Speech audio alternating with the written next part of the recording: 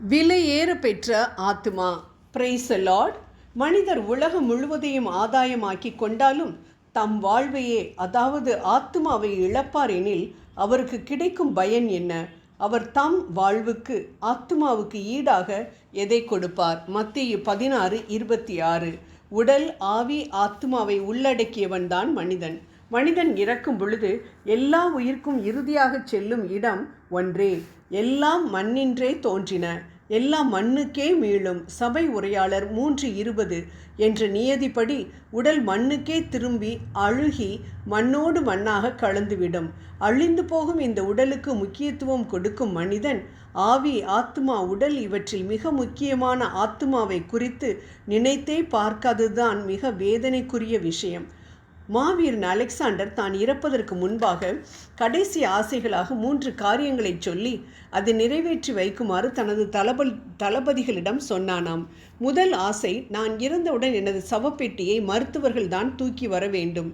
இது எந்த மருத்துவராலும் மரணத்தை தடுக்க முடியாது என்பதை உலகத்திற்கு எடுத்துக்காட்டும். என் இரண்டாவது ஆசை, என் கைகள் இரண்டும் சவப்பெட்டிக்கு வெளியில் தெரியுமாறு நீட்டி வைக்கப்பட வேண்டும்.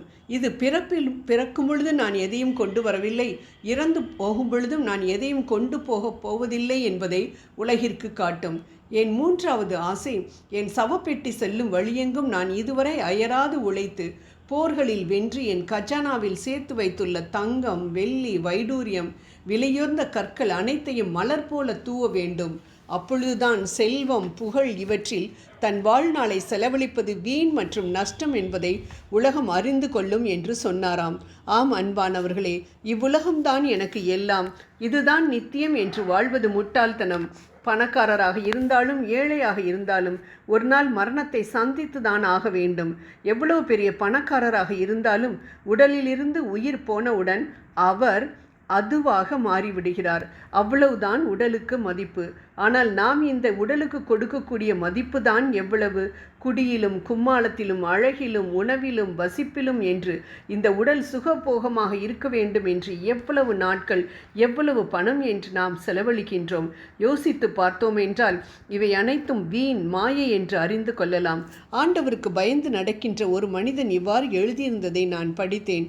என் மகன் கம்ப்யூட்டர் அறிவில் சிறந்தவன்.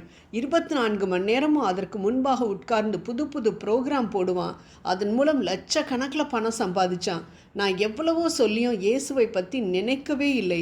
ஆனால் ஒரு நாள் திடீரென்று விபத்தில் சிக்கி தன் உயிரை இழந்து விட்டான். தன் உயிர் பிரியும் கடைசி நேரத்தில் அவன் இயேசுவை பற்றி நினைத்திருப்பானா? இப்பொழுது அவன் எங்கிருப்பான்? நான் இறந்து விண்ணகம் செல்லும் பொழுது அவனை அங்கு பார்க்க முடியுமா என்று வேதனையோடு புலம்பி எழுதியிருந்ததை படித்த பொழுது என் கண்களுக்கு முன்பாக வந்தது, இவ்வுலகமே நித்தியம் என்று படைத்த தேவனை மறந்து இவ்வுலக விருப்புகளுக்கும் தேவைகளுக்கும் முக்கியத்துவம் கொடுக்கின்ற சிறுவர், வாலிபர் மற்றும் வயோதிகர்கள். ஆம், இவ்வுலகில் அநேகர் ஜீவனின் அதிபதியான இயேசுவை தெரிந்து கொள்ளாமல் உலக ஆசை இச்சைகளை தெரிந்து கொண்டு நரகத்தை நோக்கி நடைபோற்று கொண்டிருக்கிறதை நாம் பார்க்கின்றோம். மனதும் உடலும் விரும்பினபடி நடக்கின்றார்கள்.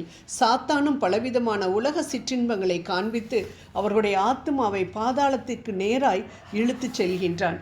அன்பானவர்களே, இதை உங்களுடைய வீட்டிலும் கூட இப்படிப்பட்ட மனிதர்கள் இருக்கலாம், உறவுகள் இருக்கலாம்.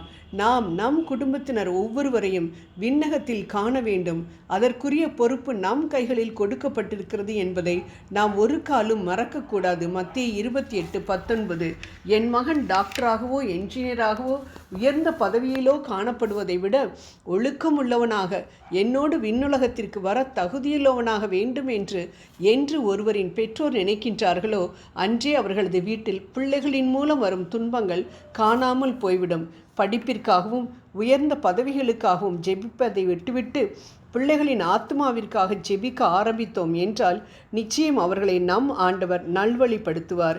ஏனென்றால் இதற்காக தானே அவர் தன் இன்னுயிரை கொடுத்தார். ஆத்தும தேவைகளுக்கு நாம் வேண்டினோம் என்றால் மத்தேயு 6:33 மற்ற உலக நன்மைகள் அனைத்தும் கூட்டி கொடுக்கப்படும் என்பதுதான் விவிலிய உண்மை. ஜெபம் செய்வோம்.